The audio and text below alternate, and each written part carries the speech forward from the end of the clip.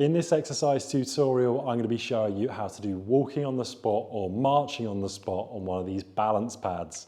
So firstly, when using a balance pad, someone will probably ask me, well, what's the point in using this? Why don't I just do marching on the spot or walking on the spot on the floor?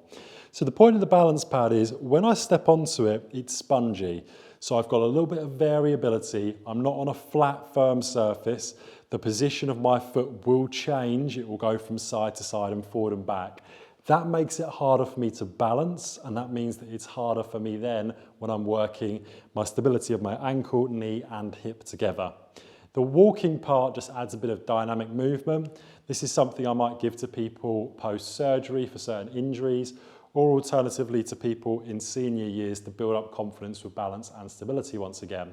So what we're going to do is we're going to come into a narrow stance, and all you're going to do is you're going to flex your hip, which means bring your knee up, and as you're doing it, you'll try to control your body. So we don't want to be coming up and all over the place. That's what you'd be balancing and working on. If you found that you started doing this and you went, you know what, I'm all over the place, I want to do the exercise, however, I've not got the confidence maybe to do it, what I would then suggest to somebody is, especially if I was training them, they'd have this up against or near to a fixed resistance object or a wall, and they would have their hands in front of them in case they needed the wall or needed to grab onto something. That takes a lot of the risk out of the exercise.